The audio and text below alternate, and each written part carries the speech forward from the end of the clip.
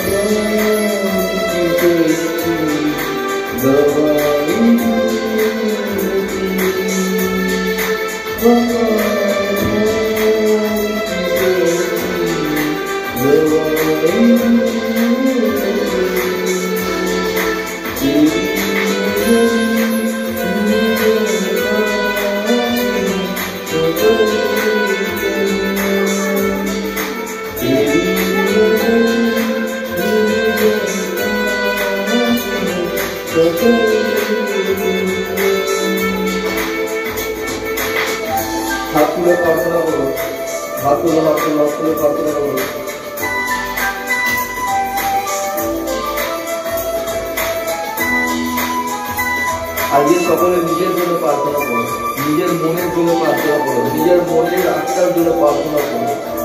পিতার কাছে বলো, পিতার কাছে বলো, তোমাদের যা কিছু মনের মধ্যে যা কিছু খারাপ আছে সমস্ত কিছু তুলে দরকার করছে।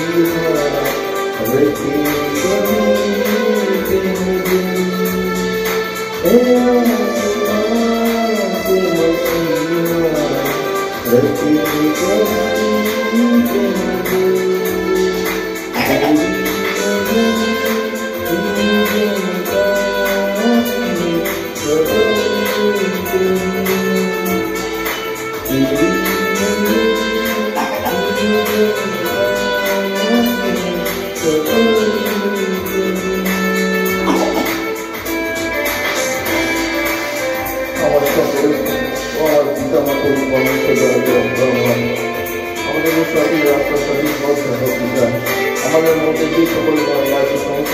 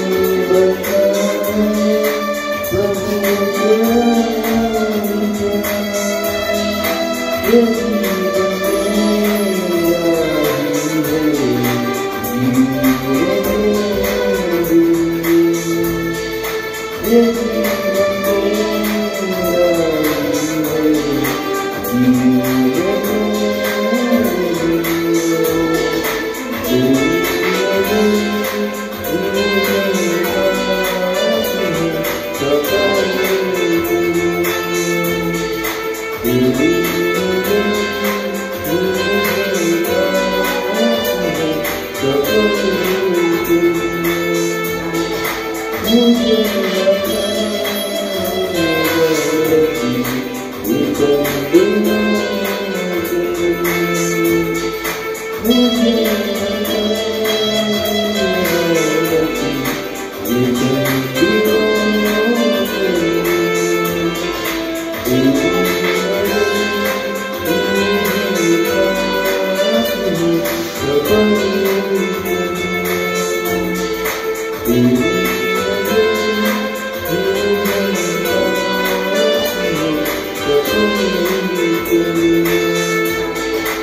হালেলুয়া। ধন্যবাদ পিতা পরমেশ্বর। আসুন আরেকটাই উদ্দেশ্যে ঈশ্বরের একটা গান করি, তারপর আমরা পবিত্র বাক্য হয়ে যাব।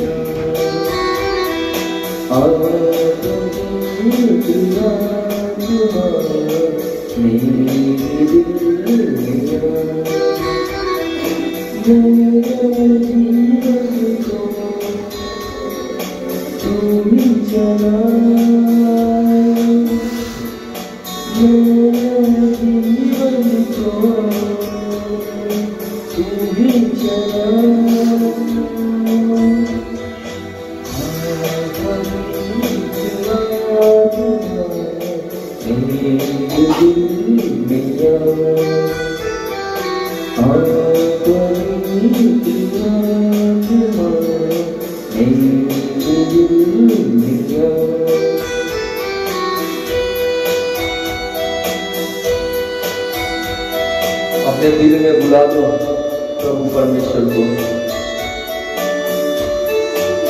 अपने दिल को साफ करो।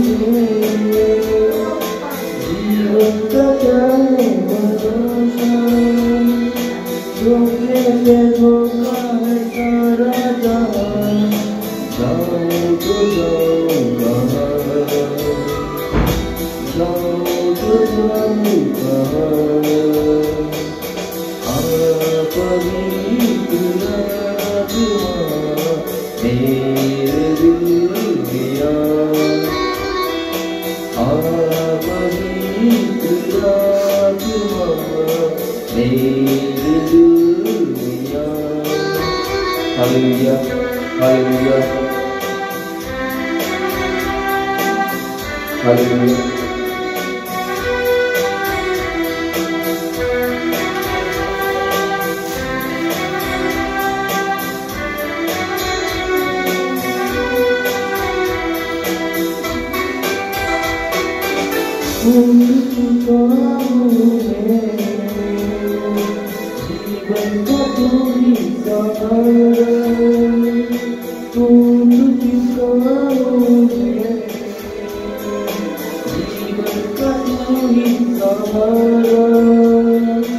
जीवन के सफर में तुम ही मसीहा, जाऊं तो जाऊंगा, जाऊं तो जाऊंगा। आप ही प्रिया तुम्हारे मेरे दिया, आप ही प्रिया तुम्हारे मेरे दिया।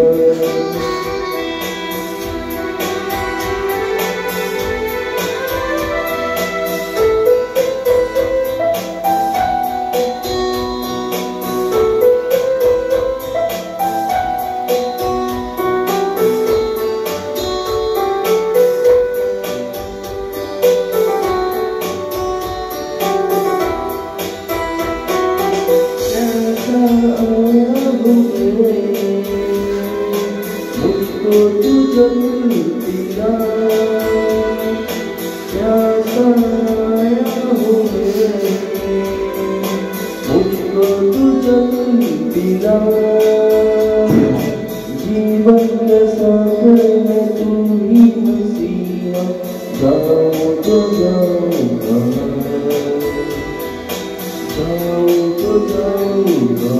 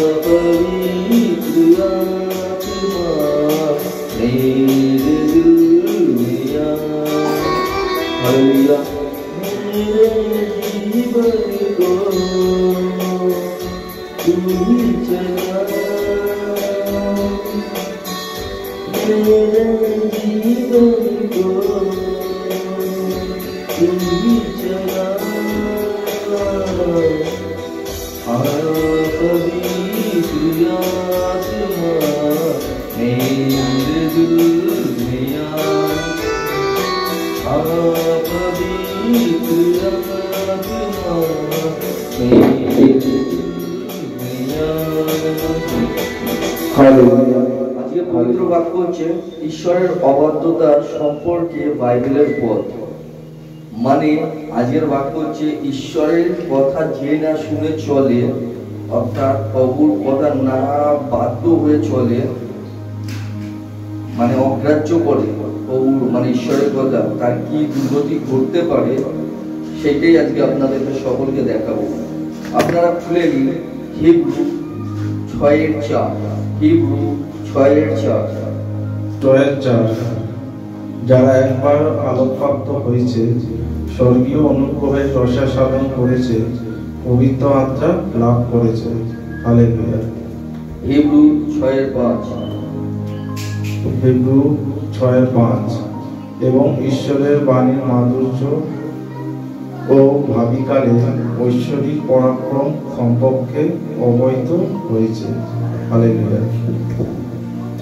Hebrew 6:6, Hebrew 6:6। তারা যদি ধর্মভ্রষ্ট না হয়, তাহলে পুনর্বার তাদের হৃদয়ের পরিবর্তন ঘটানো অসম্ভব, কারণ তারা ঈশ্বরের পুত্রকে পুনরায় ক্রুশবিদ্ধ করে এবং প্রকাশ্য তার অবমাননা করে। হালেলুয়া। কি বললে এখানে দেখেছেন? কষ্ট কষ্ট বলেছে যারা ঈশ্বরের পথে এসেছে, ঈশ্বরের সমস্ত মানে যা কিছু মানে কি কত মধুর সমস্ত কিছু চেকে দেখে নিয়েছে, সে কতটা মিষ্টি, কতটা মধুর এবং কতটা সুন্দর এবং তিনি কতটা মহান, সমস্ত কিছু জানার পরেও যদি একবার পথ ভ্রষ্ট মানে পিতার কাছ দিয়ে সরে যায়, একবার যদি কোনো পাপের দিকে লিপ্ত হয়ে যায়, তাহলে দ্বিতীয়বার ঈশ্বরের কাছে আসা তার কাছে অসম্ভব। কেননা ঈশ্বরের কাছে সমস্ত কিছু আছে, সবকিছু আছে, সবকিছু কিন্তু পুণ্যের ফল, মানে পুণ্য, মানে যা কিছু ঈশ্বর শিখিয়েছে সবকিছু পুণ্য, মানে পবিত্রতা। তোমরা পবিত্র হও, পদে পদে একটাই কথা আছে, তোমরা পবিত্র হও, পাপ করো না, মিথ্যা বলো না, নোংরা দৃষ্টি দিও না, নোংরা মুখ করো না, মূর্তি পুজো করো না, পোশাক খেও না, নানান রকম পিতার যে সমস্ত ভুলভাল কাজ সমস্ত কিছু মানা করে। কিন্তু যে সকল মানুষ একবার পাপে লিপ্ত হয়ে যায়, নানান রকম মূর্তি পুজো, নানান রকম নোংরা মধ্যে যারা লিপ্ত হয়ে যায়, কারণ পিতা তো এই সমস্ত পছন্দ করে না। টাকার লোভ, টাকার মানে মায়া, টাকার দিকে মানুষ ছুটে বেড়ায়। সবথেকে বড় শত্রু জানেন আমাদের কাছে কি? সবথেকে বড় শত্রু দ্বিতীয় ঈশ্বর। আপনারা কেউ বলতে পারবেন সবথেকে বড় শত্রু কি? দ্বিতীয় ঈশ্বরটাকে সবথেকে বড় শত্রু যে বলতে পারবে, আমার তরফ থেকে তাকে আমি গিফট দেবো। সবথেকে বড় শত্রু দ্বিতীয় ঈশ্বর।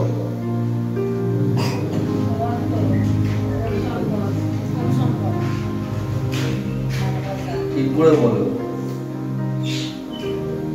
সঠিকভাবে বলতে হবে।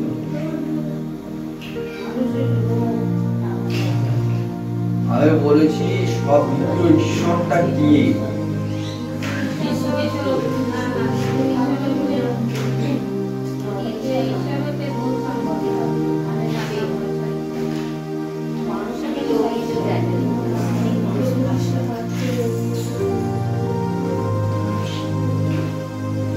আরে আমি জিজ্ঞেস করি, আমার উত্তর দাও না। কি আছে?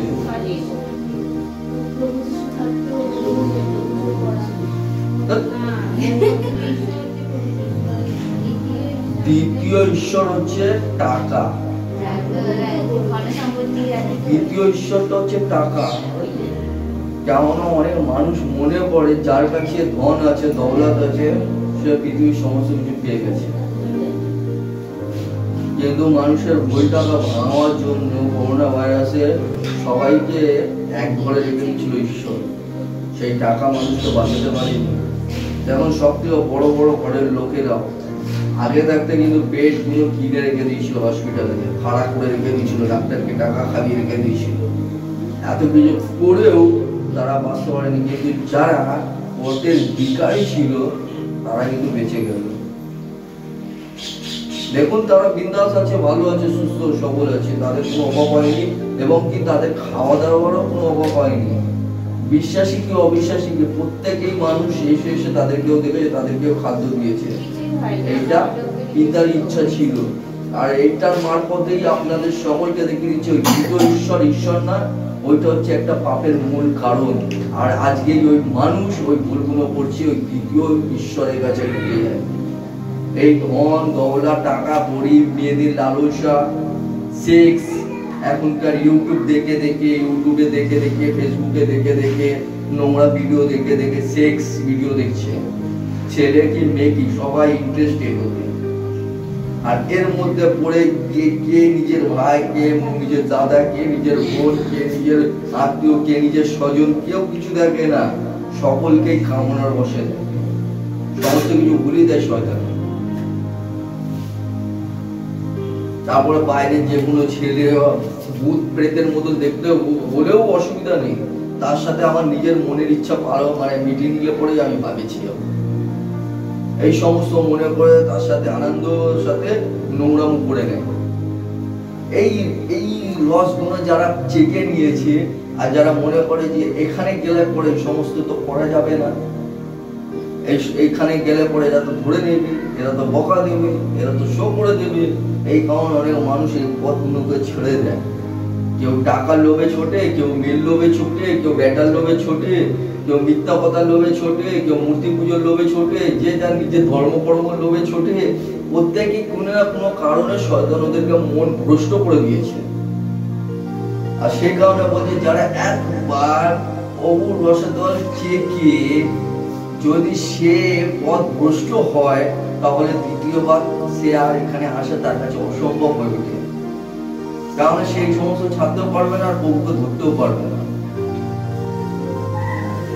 কারণ সে তো ওই সমস্ত মত হয়ে গেছে, তো বুঝে না, ওরা জানে আমি মরবো, এর সমস্ত কিছু পাপের কারণেই আমার মৃত্যু হবে। আর আমার মৃত্যু সাধারণ হবে না, অসাধারণ হবে। এটা 5টা মানুষও দেখলে পরে অভিশাপ করতেই দেবে যে এরকম ধরনের ছিল, তার জন্য এটাই ঠিক। তারপর ওপরে গিয়ে ঈশ্বরকেও জবাব দিতে হবে, তারপর ওকে নরকেও যেতে হবে। যে কটা ভুল করেছে অথবা না করেছে সমস্ত কিছুর জবাব তাকে দিতে হবে। শুধু তাকে নয়, যারা ঈশ্বরের লোক তাদেরকেও। আমি যদি কোনো ভুল করবো আমাকেও দিতে হবে তাকে জবাব, এটা আমিও জানি। তার জন্য বলছি এই সমস্ত ভুল কোনো আরো কিছু বলেছে, আসুন না দেখবো।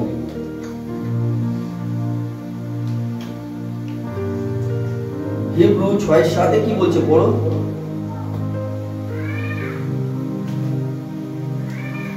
হিব্রু 6:7 যে ভূমি তার উপরে পতিত বৃষ্টি দ্বারা শোষণ করে নেয় এবং যাদের জন্য বর্ষিত সেই ভূমি তাদের পক্ষে উপযোগী ফসল ফলায়, তবে তার ঈশ্বরের আশীর্বাদ লাভ করে। হালেলুয়া।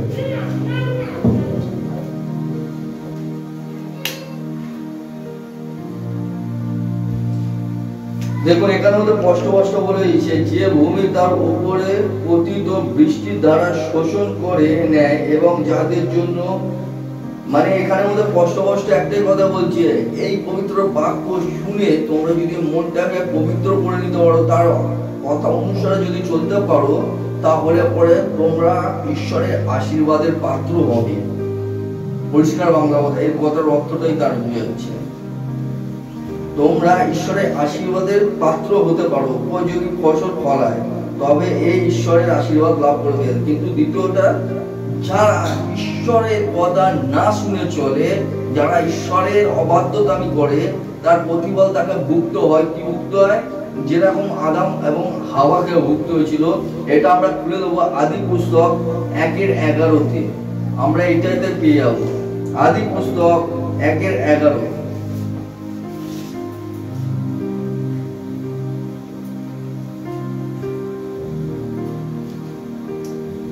আদি পুস্তক 1:11। ঈশ্বর দেখলেন সবই চমৎকার, তিনি বললেন, স্থলভূমিতে উৎপন্ন হোক উদ্ভিদ, উৎপন্ন হোক বিভিন্ন শ্রেণীর শস্য এবং বিভিন্ন শ্রেণীর সবজি ফলদায়ী বৃক্ষ। হালেলুয়া। 1:12 পড়ো।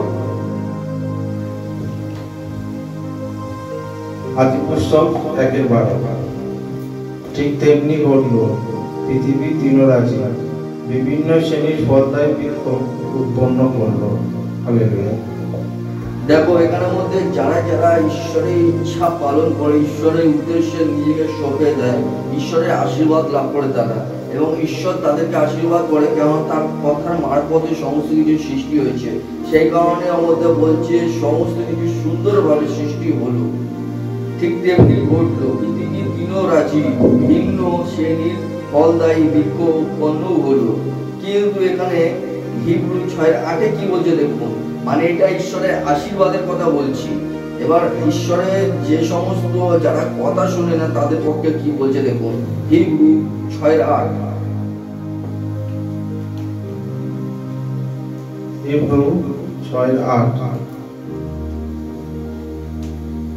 কিন্তু সেই ভূমি যদি আগাছা আর কাঁটা ঝোপ উৎপন্ন করে, তবে তা ব্যবহারের অযোগ্য হয়ে পড়ে এবং ঈশ্বরের অভিশাপ নেমে আসে তার উপর, পড়ে শেষ হয়ে যাওয়াই তার পরিণতি।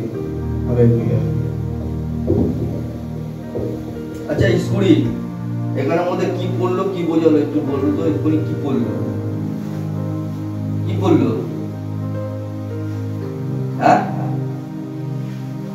কমলা কি বললো এক্ষুনি? দেখেছো এদের মনটা কোন দিকে থাকে? ও চিন্তা করছে ঘরের ব্যাপারে, কি হবে, কালকে কি করবো, আজকে কি করবো, এই সমস্ত নিয়ে আলোচনা করছে, মানে মনে মনে। আর ও ভাবছে যে কি হবে, কি করবো, কি না করবো, কি কি ভাবছে ও নিজের মনে নিজেও জানে না, ও খালি হা করে ভাবছে। শয়তান এদেরকে ভাবাচ্ছে, তাই ভাবছে, কিন্তু এরা এটা বুঝতে পারে না পিতা কি বলে। দেখো কথা বলছি, ওর মেয়ে ডিস্টার্ব করছে।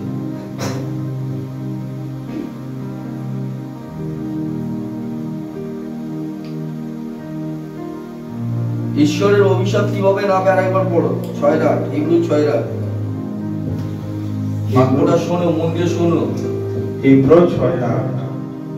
কিন্তু সেই ভূমি যদি আগাছা আর কাঁটা ঝোপ উৎপন্ন করে, তবে তা ব্যবহারের অযোগ্য হয়ে পড়ে এবং ঈশ্বরের অভিশাপ নেমে আসে তার উপর, পড়ে শেষ হয়ে যাওয়াই তার পরিণতি।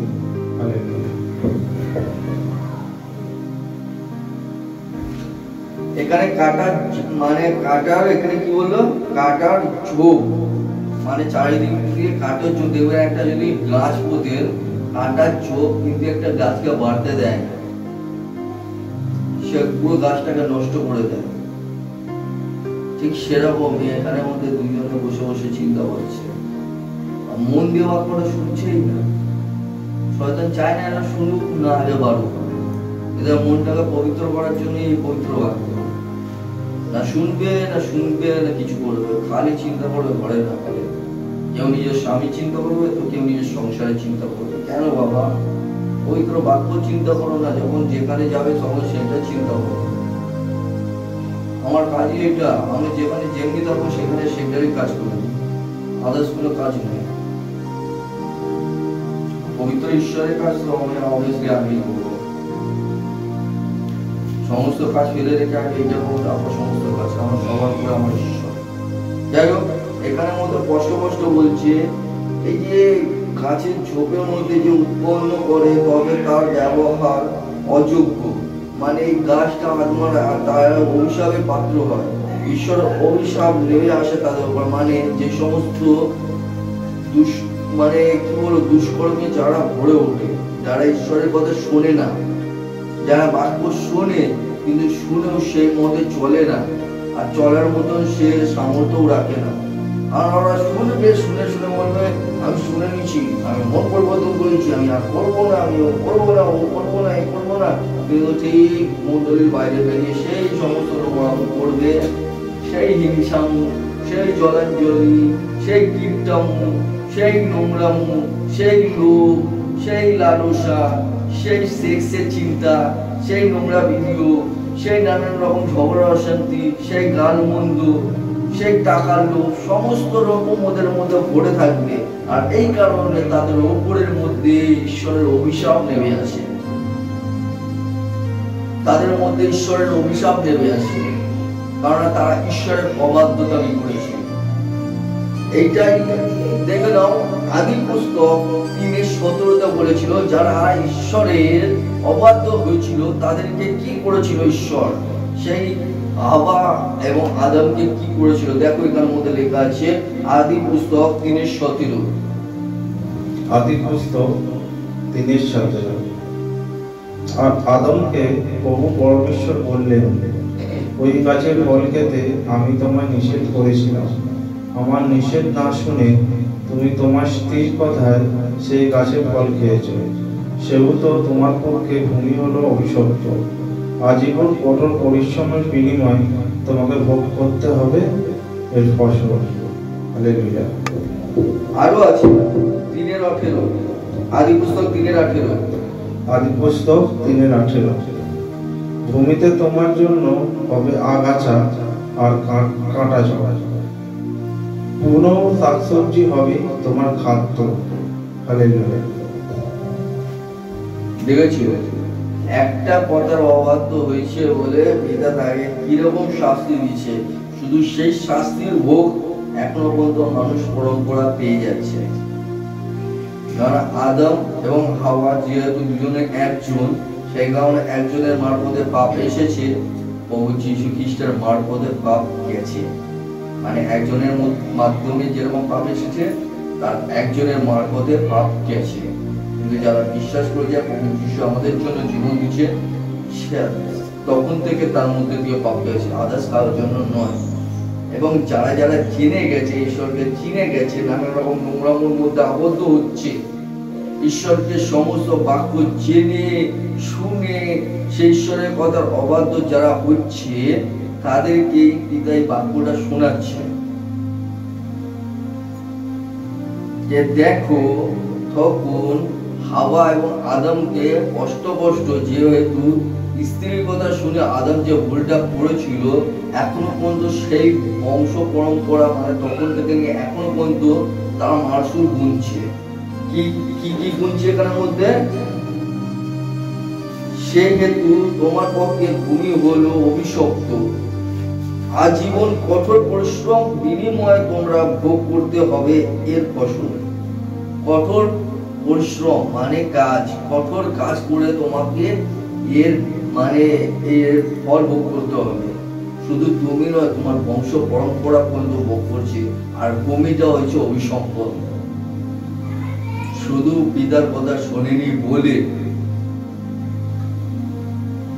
তারপরে কি বলে নিচে একটা বুনো শাক সবজি, মানে 3:18 আদি পুস্তক বুনো শাক সবজি, এই সমস্ত ঘাস ফুস আমাদের জন্য খাদ্য হবে।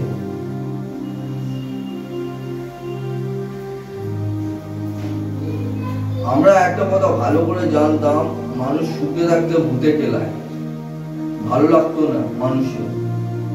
যখন সুখে ছিল তখন ভূতে কেলাচ্ছিল, কুতকুত কুতকুত করছিল, যখন কুতকুত করছিল তখন নিচে এসে ভুগছে, আর তার জন্য এখনো পর্যন্ত ভুগছে। ঠিক সেই প্রকারই কেউ যদি দোষ করে, তার বাবা মা করুক চাই সন্তান করুক, তাদের সকলকে ভোগ করতে হবে। কারণ ঈশ্বরের অবাধ্যতার কারণে তাকে সমস্ত পাপের বহন তাকেই ভোগ করতে হবে, এমন তোমাকে ছাড় দিয়ে দেবে। আসুন আরো দেখবো হিব্রু 6:10 কি বলছে।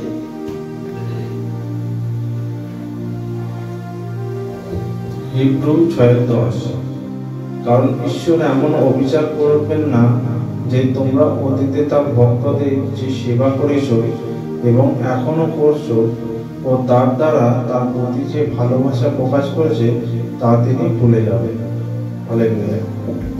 কিন্তু একটা কথা মনে রেখো, যারা ঈশ্বরের উদ্দেশ্যে চলছে, যারা সত্যি সত্যি ঈশ্বরকে ভালোবাসে এবং তার সেবক বা বিশ্বাসী ভাই বোনদেরকে ভালোবেসে নিয়ে চলছে এবং তাদেরকে চোখে চোখে রেখেছে, ভালোবাসছে এবং তাদেরকে সেবা যত্ন করছে, ঈশ্বর কিন্তু তা ভুলে যাবে। অনেকে জানেন তো লোকজন বেশি একটা পছন্দ করে কিছু কিছু ক্ষেত্রে, কিছু কিছু জায়গায় দেখলে পরে কাম চলে যায়, হিংসা কামা চলে যায়, সহ্য হয় না। কিছু কিছু ক্ষেত্রে কিছু কিছু জায়গায় আমি এটা দেখেছি শুনেছি, অনেক জায়গায় আছে। অনেক মন্ডলীতে গেছি তো, অনেক মন্ডলী ঘুরেওছি, প্রচারেও গেছি। এখন থেকে করছি না, আমি অনেকদিন থেকে করছি। কিছু কিছু ক্ষেত্রে আমি দেখা গেছে বাথরুমে গেল, বাথরুমের জন্য অসুবিধা হয়ে যায়, চোখে চোখে রাখবে অসুবিধা হয়। কেউ বাথরুমে পায়খানায় গেলে পরে অসুবিধা হয়, বা কেউ এসে বসলো এক গাড়া লোক হয়ে গেল, তাকে দেখলে অসুবিধা হয়, কোথায় কোথাও মানে টেনশনটা তার। আমি বলবো ধন্য তাহারা যাহারা সকলটা মানিয়ে নিয়ে ভালোবেসে ঈশ্বরের পথে চলে। ঈশ্বর তাদেরকেই প্রেম করে, তাদের উপর আরো 10 গুণ ঘুরিয়ে দেয়। ধন দৌলত কোনো দিনের অভাব রাখে না, মনের মধ্যে খোট নয়, ভালোবাসা রাখে। দেখবে পিতার কাছে তুমি আরো বেশি বেশি পরিমাণে ভালোবাসা পাবে। এই কথাটা অর্থ কেন আমি কেন বললাম, এই কারণেই বললাম যে বাক্যটা স্পষ্ট বলছে, পিতা কখনো ভুলে যাবে না তার সেবকদের জন্য, মানে যাদের বিশ্বাসী হোক, সেবক হোক, যারা ঈশ্বরের কাজ করছে তাদের হোক, তাদেরকে যারা ভালোবেসে নিয়ে চলছে, তাদের সেবা দেখে পিতা কোনোদিনও ভুলে যাবে না। এটা পবিত্র শাস্ত্রে লেখা আছে, এটা আমি বানিয়ে বলছি তা নয়, এটা তোমরা নিজেরাই দেখতে পারো।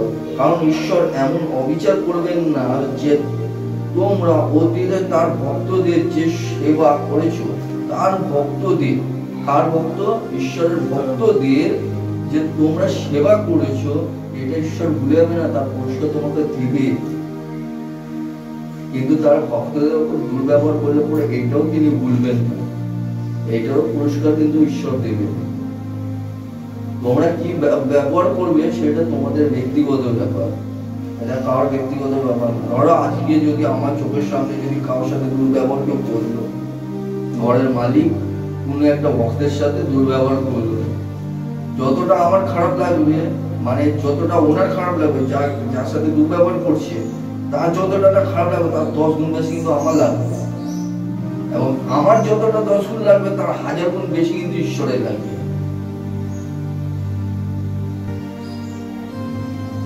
ব্যাপারটা এই জায়গাটা, আর কিছুই না। কিন্তু তুমি যদি কোনো গরিব মানুষকে বা ঈশ্বরের সেবকদেরকে সাহায্য করো এবং তাদেরকে সেবা করো, যতটা ভালো ওই মহিলা বা মায়ের বা বোনের বা ভাইয়ের যারই হোক, যতটা ভালো তার লাগবে, তার থেকে 10 গুণ আমার ভালো বেশি লাগবে। আমার যতটা ভালো লাগবে তার থেকে 1000 গুণ বেশি ঈশ্বরের ভালো লাগবে। কারণ পিতা বলছে, আমি তোমাকে এমন গড়ে দেবো যে তোমারটা উপচে পড়বে, ধরার জন্য লোক আর মানে তোমার কাছে মানে শেষ হবে না, এমন উপচে পড়বে, লোকে তোমার কাছে শেষ করতে পারবে না, উপচে পড়বে।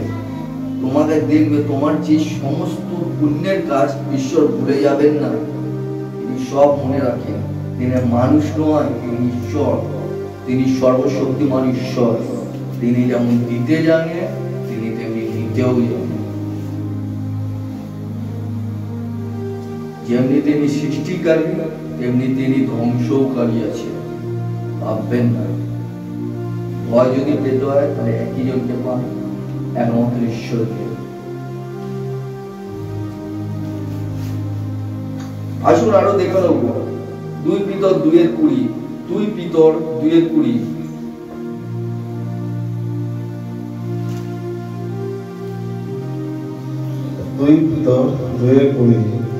আমাদের প্রভু ও পরিত্রাতা যীশু খ্রিস্টের বিষয়ে জ্ঞান লাভ করে জগতের অসুস্থতা থেকে উদ্ধার পাওয়ার পরেও যদি তারা আবার ওই সমস্ত ব্যাপারে জড়িয়ে পড়ে পরাজিত হয়, তাহলে তাদের আগের শেষের দশা আরো খারাপ হয়।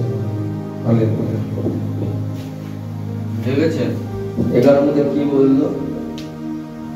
আমাদের প্রভু পরিত্রাতা যীশু খ্রিস্টের বিষয়ে জ্ঞান লাভ করে জগতের অসুচিতা থেকে উদ্ধার পাওয়ার পরেও যদি তারা আবার ওই সমস্ত ব্যাপারে জড়িয়ে পড়ে পরাজিত হয়, তাহলে তাদের আগের চেয়ে শেষ দশা আরো ভয়ানক হবে।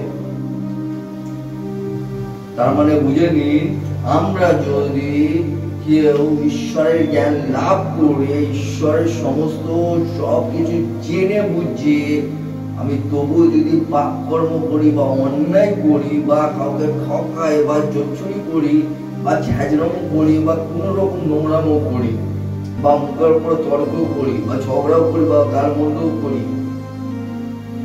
তাহলে পরে তো তোমার কোনো লাভই হলো না। কারণ আমরা ঈশ্বরকে চিনে নিয়েছি। কারণ ঈশ্বর হচ্ছে স্বয়ং ভালোবাসা। তার মধ্যে আমাদেরকে বলেছে তোমরাও ভালোবাসো, তোমার শত্রুকেও ভালোবাসো। তার জন্য কি করতে বলেছে? প্রার্থনা। তুমি তোমার শত্রুর জন্য প্রার্থনা কোথায় করছো? তুমি তো অভিসম্পদ দিচ্ছ, তুমি তো তার অমঙ্গল ডাকছো। কেউ কেউ তো মূর্তি পুজো করে বেড়ালো, কেউ কেউ তো প্রসাদ খেয়ে চলে গেল।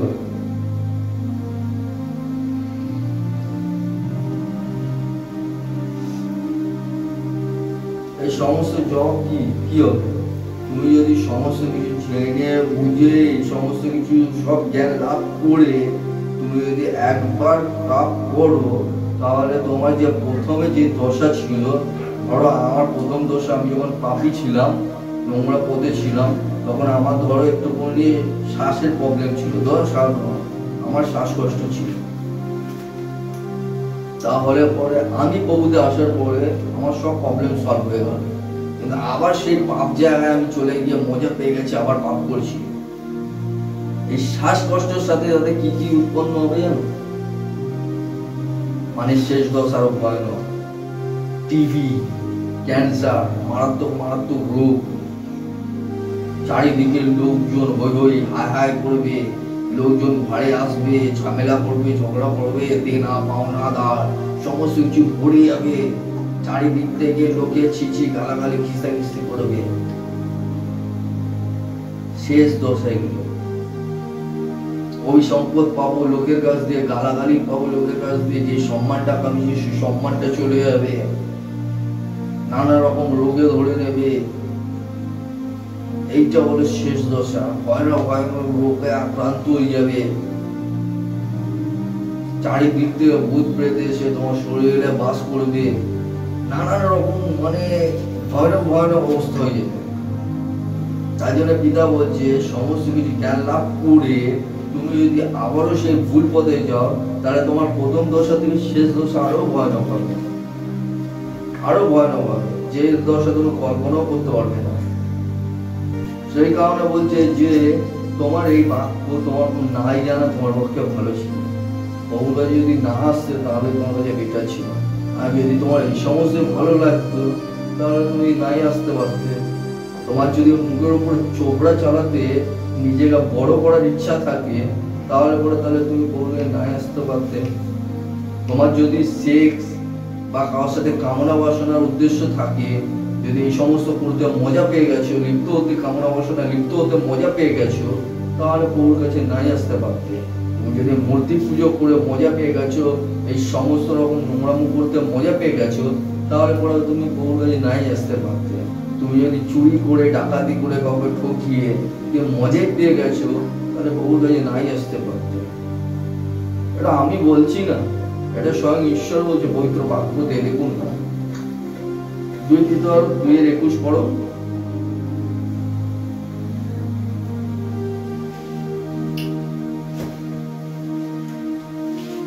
2 Peter 2:21 ধর্মের পথ জানার পর তাদের যে সমস্ত পবিত্র নির্দেশ দেওয়া হয়েছিল তা অমান্য করার চেয়ে বরং সেই পথ না জানাই তাদের পক্ষে ভালো ছিল।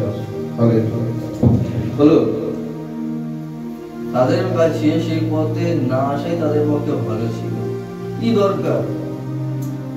তুমি সেই পথে ছিলে যখন ওই সময় করেছিলে, তখন একটু আর একটু পাপের বোঝা যেরকম ভোগ ছিলে, শ্বাস প্রশ্বাস তো ও সারা জীবন ভোগ করে মরে যেতে, তারপর শ্মশানে গিয়ে পুড়ি দিত বা পুঁতে দিত বা যা খুশি করতো, যে যা ধর্মে তা করতো, তারপর সেই নরকে যেতে, সেটা পরের কথা, সে প্রভু দেখতো। কিন্তু তুমি প্রভুর কাছে এসেছো, তোমার পাপ ক্ষমা হয়ে গেছে, তুমি আবার সেই ঘুরে যদি ওই নোংরা পথে যাও, তাহলে তোমার কাছে আসার কি দরকার ছিল? তুমি মজা করছো তো করো, তোমার কি দরকার? কে বলেছে তোমার আসতে? কে বলেছে? মনে রাখবেন, সত্যের পথের লোক খুব কম, অসত্যের পথের লোক খুব বেশি। যারা শাসন করে ধমক দিয়ে দিয়ে সঠিক পথে নিয়ে যায়, তাদের মন্ডলীয় এবং আশেপাশের লোকগুলো দেখবেন খুব কম থাকে, কারণ তাদেরকে ভালো লাগে না সঠিক পথে চলতে।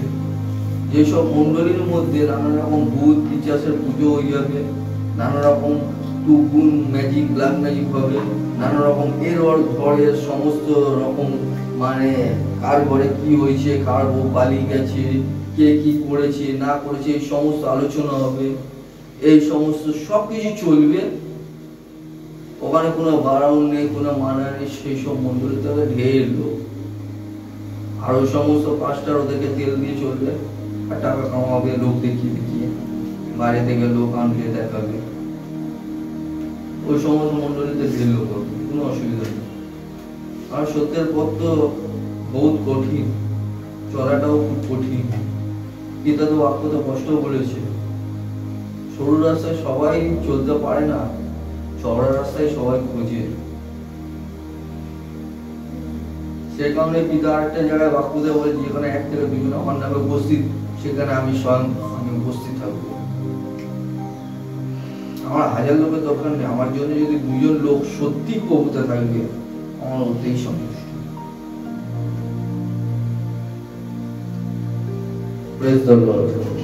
আজকে বাক্য এই পর্যন্ত, বাক্য সম্পূর্ণ হলো। আর আজকে এই বাক্যটা হচ্ছে তোমাদের জন্য সতর্ক বার্তা। যদি কেউ কোনো রকম পাপ করছো বা অন্যায় করছো বা আত্মাতে, নিজের আত্মাকে, আমি একটাই কথা তোমাদের কাছে রিকোয়েস্ট করবো, অর্থাৎ অনুরোধ করবো, তোমরা কি ভুল করছো তোমরা নিজের আত্মাকে জিজ্ঞেস করো। তোমরা পরের বিচার করতে हो না বা পরের দিয়ে কিছু করতে যাও না।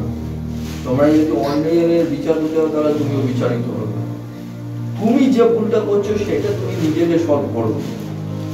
তুমি ধরো, আমি যদি কোনো কাউকে ছোট বড় কথা বলেছি, আমি আয়নাতে দাঁড়াবো, আয়নাতে দাঁড়িয়ে ভাববো আমি ওকে এই সমস্ত কথা বলেছি, ও যদি আমাকে একই কথা বলতো তাহলে আমি কি বলতাম, বা আমাকে বলাটা কি দরকার ছিল। সবার প্রথমে একটাই কথা আমি আপনাদের কাছে, সকলের কাছে অনুরোধ করব, কেউ কাউকে দোষারোপ দেবেন না বা দোষী করবেন না, কেউ কারোর দিকে আঙুল তুলবেন না। পিতা যেমন বলেছে, এক অপরকে ভালোবেসে এক অপরকে ভালোবাসো। বাকি যদি তোমাকে কেউ ছোট বড় কথা বলে, তাহলে তাকে ছেড়ে দাও, দরকার নেই তার সাথে মুখ লাগিয়ে। ঈশ্বরের কাছে তার জন্য প্রার্থনা করো যাতে সে সঠিক পথে আসে, এছাড়া উপায় নেই। আর তুমি যদি ওকে বলতেও যাবে বা বোঝাতেও যাবে, দেখবে উল্টো তোমাদের উপরেই লেগে যাবে, মুখ হাড়ি করে নেবে, ভাতের হাড়ির মধ্যে ভান্ডার ফাঁস করে দেবে, বা ফোনই তুলবে না বা ফোনই করবে না, জানানোর চেষ্টা করবে না। এই জিনিসগুলো করা ঠিক নয়। আজকে আমি তোমাদেরকে বোঝাচ্ছি যাতে তোমরা ভালো পথে চলতে পারো, ঈশ্বরের অনুগ্রহ আশীর্বাদ নিতে পারো, ঈশ্বরকে চিনতে পারো, জানতে পারো, যাতে 5টা লোকে তোমাদের কি ভালো বলতে পারে, লোক সমাজে যাতে চলতে পারে, যাতে তোমাদের উপরে যাতে না আঙুল উঠতে পারে। তোমাদেরকে যদি 5টা লোকে ভালো বললে পরে তোমাদের পরিবারটাও ভালো। আজকে যদি তোমাদের দিকে আঙুলটা ওঠায়, তাহলে তোমাদের ফ্যামিলির দিকেও আঙুল ওঠে। মনে নেবে। তোমরা যদি বাইরে বেরোবে, পাঁচটা লোক বলবে এরা প্রভুর লোক যাচ্ছে, এরা প্রভুর কাজ করতে যাচ্ছে। এখন তোমরা যদি বাইরে যাও, যদি লোকে দেখে, কেউ বলবে না যে নোংরাম করতে যাবে, সবাই বলবে এরা প্রভুর কাজ করতে যাচ্ছে, কারণ ওরা জানে যে এরা প্রচার করতে যায়। কিন্তু যারা নোংরা ব্যভিচারীরা, ওরা যদি বাইরে বেরোয়, ওদের দেখে বলে দেবে দেখ ডেটা ধরতে যাচ্ছে। আর মানুষ ছেলে জানে। ঠিক সেই প্রকারে তোমরা যাতে লোকের সমাজে, লোকে যাতে তোমাদেরকে দেখে শিখতে পারে, জানতে পারে এবং প্রভুর কাছে আসতে পারে, সে মতো জল, প্রভুর মতো জল। আর পিতা যেমন পবিত্র, তোমরাও তেমন পবিত্র হও। আমি খোলাম খুলি কথা বলি, ওই কারণে অনেক সময় আমি খারাপ হয়ে যাই। চলো প্রার্থনা এই পর্যন্তই, আর একটু গান করি, তারপর প্রার্থনা করবো।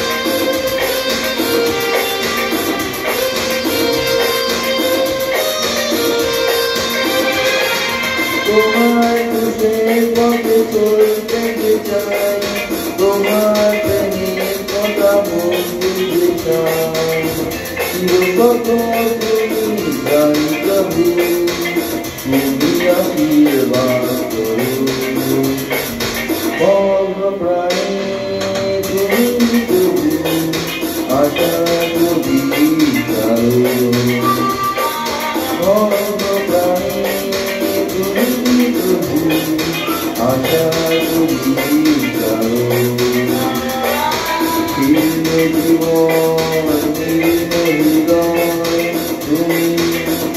হৃদয় তুমি করো জীবন হৃদয় ভগ্ন প্রাণে তুমি প্রভু আশা করি জানো ভগ্ন প্রাণে তুমি প্রভু আশা করি জানো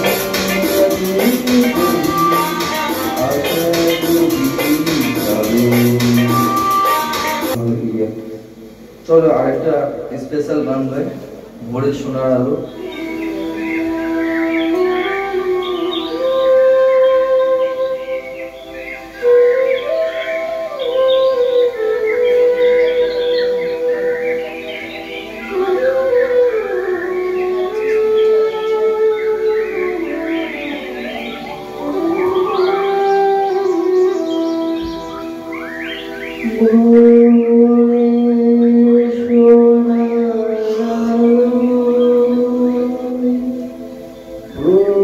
তোমার কথা বলে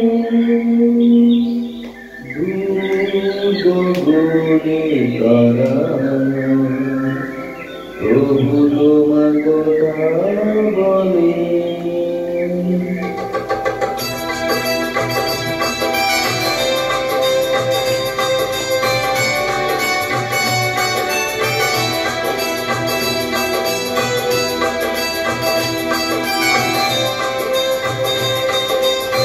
যারা যারা জানে সকলে বলে একসাথে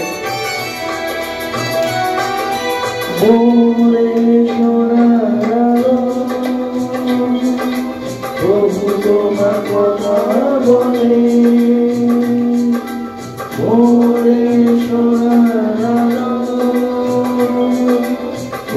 তোমার কথা বলে গগনে তারা প্রভু তোমার কথা বলে দুর্গমে তারা প্রভু তোমার কথা বলে সোনার আলো প্রভু তোমার কথা বলে হালেলুয়া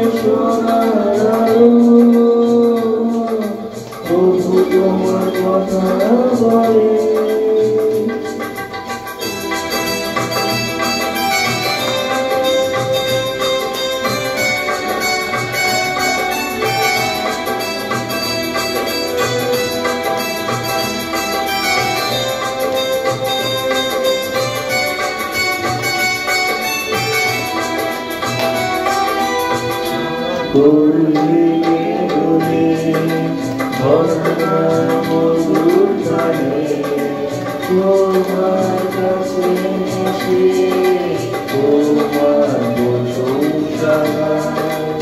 সাগরে তুলে ঝর্ণার মধুর গানে তোমার কাছে এসে তোমার প্রশংসা গাই। সবারই মাঝে খুশি নেচে ওঠে, সবারই মাঝে খুশি নেচে ওঠে, সেও তোমার কথা বলে, প্রভু তোমার কথা বলে। ওরে শোনা যাও, প্রভু তোমার কথা বলে। ওরে শোনা যাও, প্রভু তোমার কথা বলে। দুর্গ বলে তারা প্রভু তোমার কথা বলে। দুর্গ বলে তারা প্রভু তোমার কথা বলে। ওরে শোনা যাও, প্রভু তোমার কথা বলে। হালেলুয়া, সকলে